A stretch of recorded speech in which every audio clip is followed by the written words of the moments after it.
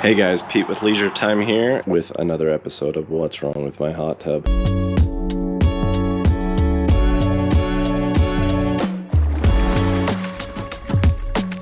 This customer said that there's a leak and they're having to top it off with water every, I don't know, maybe once a week or so, or every few days. It's a relay, REL3V. The V is going to indicate which year the hot tub is.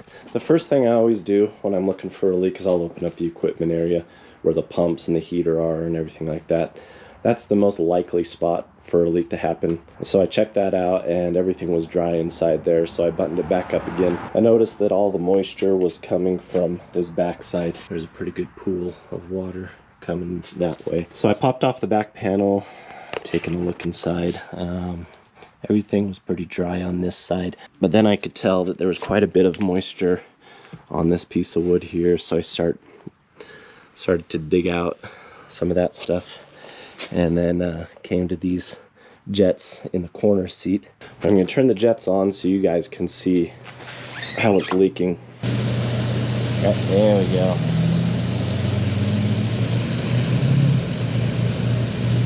Yeah, it's coming out pretty good.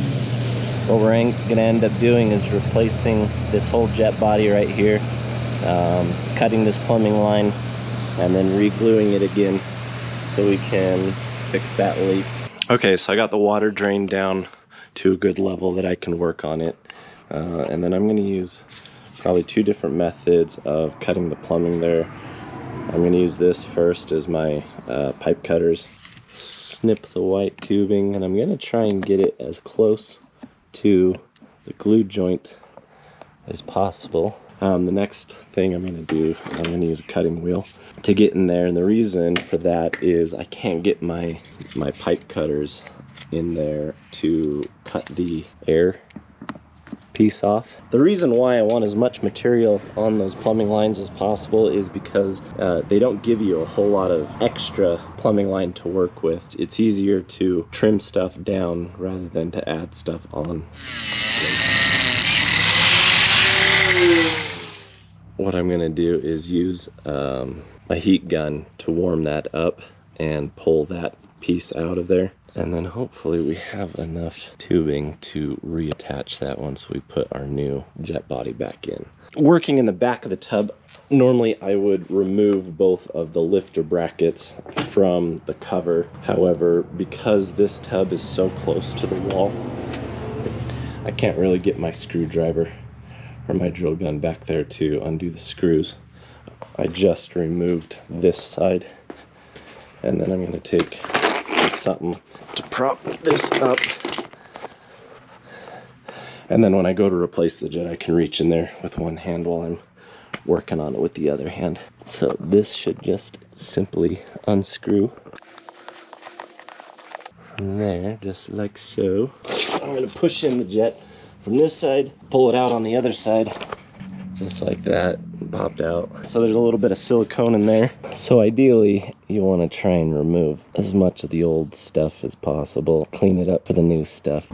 I grabbed a chisel and I was able to scrape it off, just like that.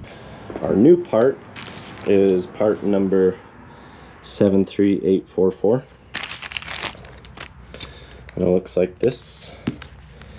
You do have to supply your own elbow fittings to go onto it. And so what I did is I got a slit by spigot 90-degree elbow that's going to go onto there.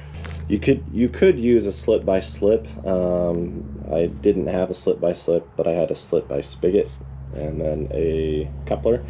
And this is it's a 1/2 inch, so that will go onto there, which is nice that I didn't end up using the slit by slip, because this now extends that line down a little bit more, which means I have the option of trimming off more of the tube that's going to come up through here. It does come with a new face insert, and they do give you this orange silicone ring. I asked Hot Springs, what is this for? Because when I removed the old jet, they don't have this silicone ring on there. And they said it depends on where the tub was built. They said you don't have to use the O-ring because from the factory they don't have that O-ring. They just give you the option to use it. And I have found that it actually seals up better not using the O-ring and using the silicone method, which is what they did from the factory. So that's what we're gonna do, putting it back together. If you wanted to reuse the old jet face, you can, but I might as well use the new parts since we have them. The chrome ring just pops right off, and then you'll have to pop out the little eyeball that's in there. Grab a hold of that and pull it out. There we go. I'll probably hold on to this old one just as like an emergency backup if I don't happen to have one.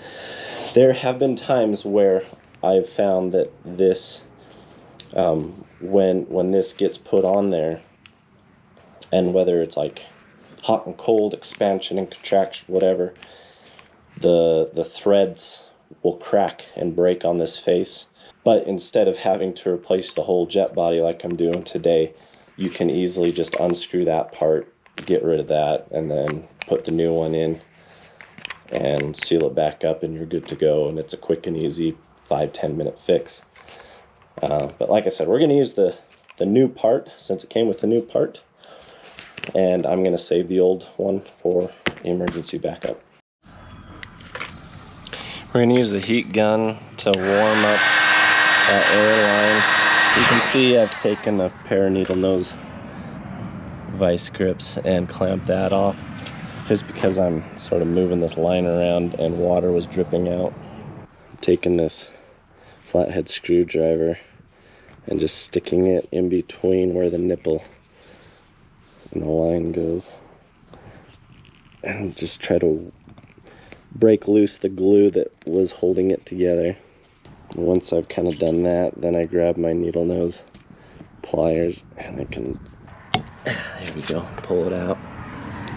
Okay, so I have primed up all my fittings here. What I want to do is stick the jet body in first before I do all my glue joints. The reason for that is I want to be able to spin the jet body around to tighten it down, and I don't want those elbow pieces to get in the way of me turning it to tighten it down. So what I'm going to do is put a little bead of silicone right around this part right here on the jet body. That's where that silicone O-ring went, because I'm going to allow for a little bit of squish out to happen. Okay, and I'm going to put a little bead around that one as well. The idea is I'm going to put the jet body up here. I'm going to put the jet face with my other hand into the hole, and then I'm just going to start spinning it to tighten it down. There, you can see that. I've gotten it tightened down. We got a little bit of silicone squishing out around the edges. And I've oriented the barb nipple that comes out that we can run the air tube back into there. And we're going to end up gluing that back on. You don't need a lot of glue. Speaking of the glue, I like using this 705 PVC. It's a clear glue, and I'm kind of getting off the excess glue on my little sponge there because I don't need very much to go on this nipple right here. Just enough so it's wet. And then take that line, push it up onto there, and then I'm going to hold it here for a minute because I want that glue to kind of set up and dry. I'm even pinching it to kind of squish it in there and hold it there for a minute, and hopefully that gives us a good glue joint there. We might try letting that set up for a minute, and then I may end up just cutting it down lower, putting in a coupler, and extending it out for a new piece again. But we'll let that sit and set up. Now we're gonna do our elbow coming off of here. And we wanna think about the direction that we're gonna send that elbow. It does seem like we have enough slack here in the hose. And I could even go back the way it came off, because the coupler here is going to extend down far enough that I think we'll be able to fit it in that way.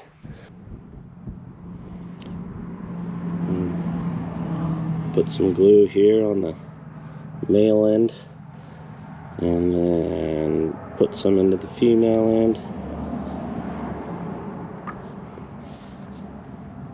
Stick it together, and I'm going to twist as it's going in, and then I'm going to hold it there, because you can see how it wants to kind of push out. We don't want that to push out, so push it down hard and keep it there for a good 30 seconds to a minute maybe, and then that should be ready to go onto our jet body.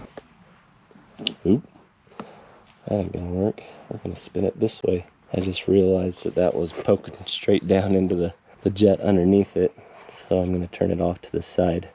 Okay, I'm going to use the heat gun.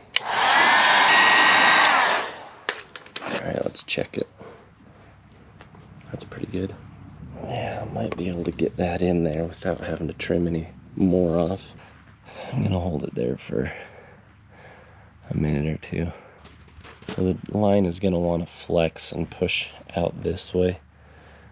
We kind of want to work with it as much as we can and let it move it into a position where it can relax. Okay, so I got that reconnected. I did end up putting a splice in to make that tube longer. You might be looking at that thinking, oh, that might end up leaking or something. Well, the airline isn't pressurized, so I'm not super worried about that.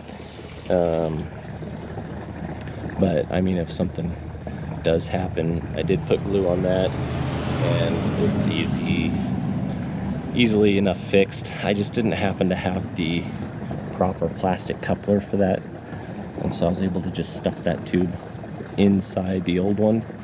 It had a big enough round to it, and it's a pretty tight fit. Like I said, it's not pressurized, so I'm not super worried about it leaking in the future, but if something does happen, we'll take care of the customer and not charge them anything for it. But I'm getting water put back in, and we'll run it and test it and make sure everything's good to go.